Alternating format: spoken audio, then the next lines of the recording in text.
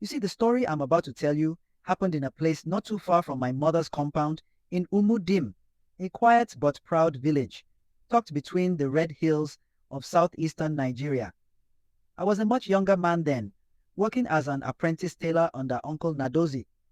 But even then, I had a nose for strange happenings, and what happened to Madame Chinwe, or Lady C as people later called her, shook the village to its roots. Chinwe was not like most women around here. She had tasted city life and built an empire from it. By the time she was 35, she had returned to Umudim not as the girl who once hawked groundnuts with her late mother, but as a queen, adorned with wealth, power, and a convoy of black jeeps that made dust rise whenever she came back to the village. People said her fashion company had branches in Abuja, Port Harcourt, even as far as Accra. She had connections with governors, commissioners, and top police officers. Whenever she came home for Iriji Ohu, the yam festival, they would kill 2 cows at her compound, and elders would say Chinwe has brought honor to Umudim.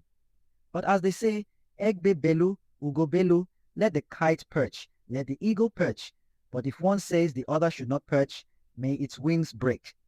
Chinwe had an elder sister, Adora, a widow with 3 children, who many believed lived in her younger sister's shadow. Adora was no fool. She knew how to dress, how to speak, and how to play her cards. But her success never rose beyond what Chinwe allowed. Chinwe gave her a boutique in the town, sent her children to the best schools, even helped her build a bungalow in Enugu. But no matter what Chinwe did, Adora always felt like a servant in the palace her sister had built.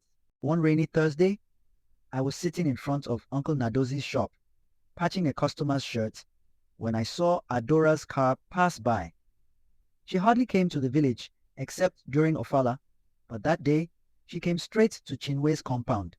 By evening, people said she had advised her sister to start attending a prayer ministry in town, Power and Dominion Ministries, led by a prophetess called Mama Nkeruka, also known as Ogwefi Miracle. She said someone is attacking her wealth spiritually.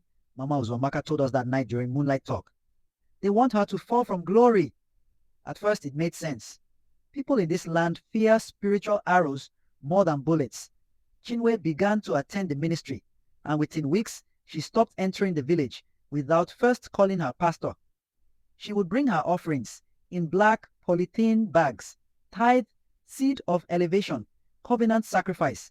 Every Sunday, she'd sit on a special white plastic throne in front of the congregation. Her name was called like a goddess.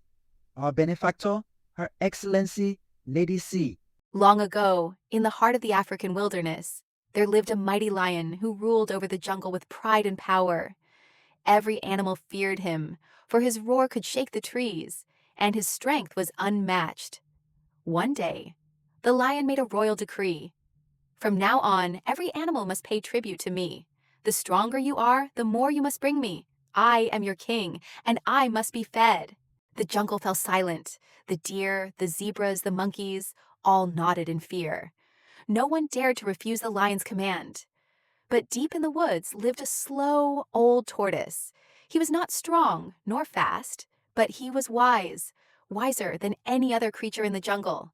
When the lion's messengers came, the tortoise said calmly, "Tell the king I cannot carry heavy things.